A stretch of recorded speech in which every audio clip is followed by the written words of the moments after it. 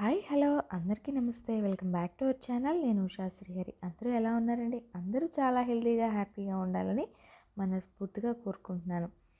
So ఇది వచ్చేసి నిన్న ఫ్రైడే వ్లాగ్ అనమాట. ఇంట్లో పూజ అయిన తర్వాత గుడికి కూడా వెళ్ళాను. ఆషాఢం కదా, అమ్మవారికి అయితే వడిబియ్యం పోస్తున్నారనమాట. సో నేను వచ్చేసి ఇంట్లో పూజ కోసం అయితే అమ్మవారి కోసం సొరకాయ పాయసం, కద్దుక కీర్ అనమాట. సో అదైతే ప్రిపేర్ చేశాను. ఇంకా కీర్ కోసం అయితే లేత సొరకాయ అయితేనే బాగుంటుంది. తురుము అనేది సాఫ్ట్గా ఉండి చక్కగా ఈజీగా మగ్గి టేస్ట్ కూడా బాగుంటుంది అనమాట.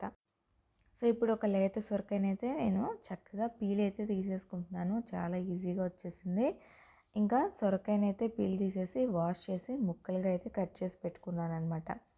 నెక్స్ట్ ఇంకా త్వరగా అయిపోవాలంటే కనుక మనం ఇలా ప్రాసెస్లో చేసుకుంటే టైం అనేది సేవ్ అవుతుంది. లేత సొరకాయ కాబట్టి గింజలు ఎక్కువ ఉండవు. జస్ట్ స్పూన్తో లైట్గా గీరుకొని గింజలు అయితే తీసేసాను అనమాట. సో ఇట్లా అయితే తీసాను. పక్కన పాలు కాగేలోపు సొరకాయ తురుము అయితే తీసేస్తున్నాను. నాకైతే ఇక్కడ 2 ముక్కలు పెద్ద ముక్కలు తురిమేసుకుంటే 1 కప్పు వరకు అయితే సొరకాయ తురుము అయిందనమాట.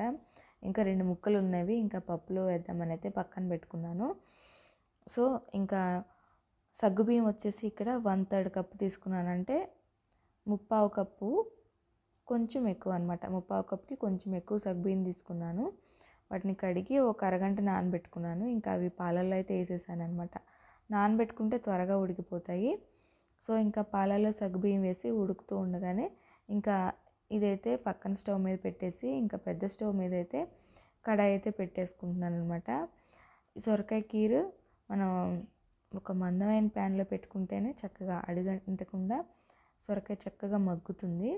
సో ఇంకా ఇక్కడ ప్యాన్ పెట్టుకుని నెయ్యి అయితే వేసుకుంటున్నాను. ఇంకా కీర్కి హల్వాలకి మనం ఎంత నెయ్యి వేసుకుంటే అంత టేస్ట్గా ఉంటుంది. సో ఇక్కడ నేను వచ్చేసి ఒక 4 టేబుల్ స్పూన్లు అయితే వేసేసుకున్నాను. నెక్స్ట్ మన దగ్గర ఏ డ్రై ఫ్రూట్స్ ఉంటే ఆ డ్రై ఫ్రూట్స్ అనమాట. నేనైతే ఈరోజు జీడిపప్పు, అలాగే బాదము, అది కట్టర్ ఉంది నా దగ్గర, దాంతో అయితే తురిమేసి పెట్టుకున్నాను. నెక్స్ట్ కిస్మిస్ అనమాట. బాదము, జీడిపప్పు, కిస్మిస్ ఒకటి ఫ్రై అయిన తర్వాత ఒకటి వేసేసుకొని చక్కగా దోరగా ఈ విధంగా ఫ్రై చేసుకుని గిన్నెలోకి అయితే తీసేసి పక్కన పెట్టేసుకున్నాను. ఇప్పుడు ఇంకా నెయ్యిలో సొరకాయ తురుము అయితే వేసేస్తున్నాను. సొరకాయ తురుముని కొంతమంది గట్టిగా పిండి నీళ్లు తీసేసేస్తారు. నేనైతే వాటర్ ఏం పిండలేదనమాట.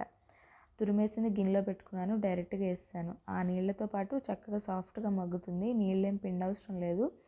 సొరకాయలో ఉన్న వాటర్ కూడా మంచిదే కదా, కొంచెం టైం పడుతుంది ఎగరటానికి, అంతే. సో ఇంకా పక్కన పాలలో సగ్గుబియ్యం అయితే ఉడుకుతూ ఉన్నాయి. డైరెక్ట్గా ఇలా ప్యాన్లో వేసేసుకోవచ్చు అనమాట. పాలు సగ్గుబియ్యం కొంచెం టైం పడుతుందని చెప్పేసి నేను ముందే పాలల్లో సగ్గుబియ్యం అయితే ఉడకపెట్టేశాను. ఇంకా ఒక 5 to 10 మినిట్స్ పాటు సిమ్లో పెట్టేసుకుని చక్కగా సొరకాయని మగ్గిచ్చేసుకున్నాను అనమాట. చాలా సాఫ్ట్గా అయితే మగ్గిన తర్వాత ఇంకా పాలు సగ్గుబియ్యము డైరెక్ట్గా ఇందులో అయితే వేసేస్తున్నాను అనమాట. ఇప్పుడు మనకి త్వరగా అయిపోతుంది, ఎందుకంటే పాలు వేడిగా ఉన్నాయి కాబట్టి సొరకాయ తురుము వెంటనే మగ్గిపోతుంది అనమాట. ఇంకెక్కువ టైం అయితే పట్టదు. కాకపోతే కొంచెం దగ్గరుండి అడుగు పట్టకుండా తిప్పుకుంటూ ఉండాలన్నమాట. ఇంకా సొరకాయ కూడా చక్కగా సాఫ్ట్గా అయిపోయింది. ఒక 5 నిమిషాల పాటు అయితే మగ్గించాను. మనకైతే తెలిసిపోతుంది అనమాట, చక్కగా పాలల్లో ఉడికి పైకి వచ్చేస్తుంది. నెక్స్ట్ అరకప్పు వరకు పంచదార అనమాట. ఏ కప్పుతో సొరకాయ తురుము తీసుకున్నానో అదే కప్పుతో పంచదార అయితే వేసుకున్నాను. ఇలా వేసుకుంటే ఎక్కువ తక్కువ కాకుండా కరెక్ట్గా స్వీట్ సరిపోతుంది, కమ్మగా అయితే ఉంటుందన్నమాట. సో ఇంకా ఇందులో కొంచెం యాలక్కాయల పొడి, 4 యాలక్కాయలని దంచి పెట్టుకున్నాను, ఆ పౌడర్ అయితే వేసేసాను.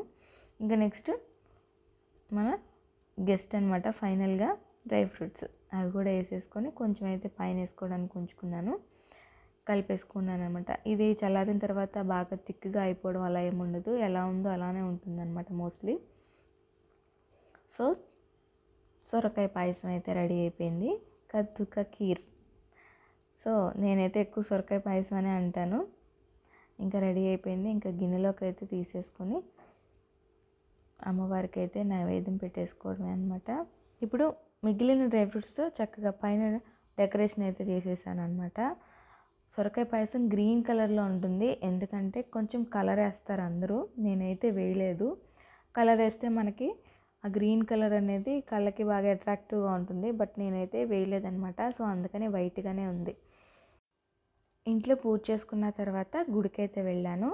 ఈరోజు కూడా అమ్మవారి గుడిలో నిమ్మకాయలతో దీపారాధన అయితే చేశానన్నమాట. ఈ వారంతో 9 వారాలు అయితే పూర్తయ్యాయి. నెక్స్ట్ అమ్మవారిని అయితే మీరు కూడా చూసేయండి. ఆషాఢం కదా, అమ్మవారు కలకలలాడుతూ నిండుగా కనిపిస్తున్నారనమాట. సో ఇంకా చాలామంది అయితే వడిబియ్యం పోస్తున్నారు. తెలంగాణ వాళ్ళు కంపల్సరీ అయితే చేస్తారంట. మాకైతే ఆనవాయితీ లేదు. మా పక్కన వాళ్ళైతే వడిబియ్యం పోసారనమాట ఈరోజు అమ్మవారికి. ఇంకొక డిప్పులో అయితే బియ్యం తీసుకుని అందులో పసుపు అలాగే ఆవు నెయ్యి వేసి బాగా కలిపేసి బియ్యంలో ఇంకా తమలపాకులు, ఎండు కొబ్బరి చిప్పలు, ఖర్జూరాలు, పసుపు కొమ్ములు అన్నీ పెట్టి అమ్మవారికి 5 పళ్ళు అలాగే పసుపు, కుంకుమ, రవిక ఇంకా అమ్మవారికి నైవేద్యం కూడా అయితే చేసి ఇచ్చారనమాట. లోపల ఇంకా అమ్మవారి దగ్గర రవిక ముక్క వేసుకొని పసుపుది కానీ ఎరుపుది కానీ వేసి దాని మీద అయితే అమ్మవారికి బియ్యం పోస్తారట. తర్వాత కొంచెం బియ్యం అయితే మనకి ఇస్తారు. దాంతో ప్రసాదం చేసుకొని తింటారంట. సో ఈ విధంగా అయితే అమ్మవారికి వడి బియ్యం అయితే పోసారు. సో ఇదన్నమాట ఈరోజు వ్లాగ్. మీకు నచ్చితే కనుక తప్పకుండా లైక్ చేయండి, షేర్ చేయండి. మరిన్ని ఇంట్రెస్టింగ్ అండ్ వ్లాగ్స్ కోసము మన ఛానల్ని సబ్స్క్రైబ్ చేసుకొని పక్కనే ఉన్న బెల్ ఐకాన్ని ప్రెస్. మీ సపోర్ట్ని నాకు ఇవ్వండి. థ్యాంక్ యూ సో మచ్ అండి. Thank you so much for watching. Thank you.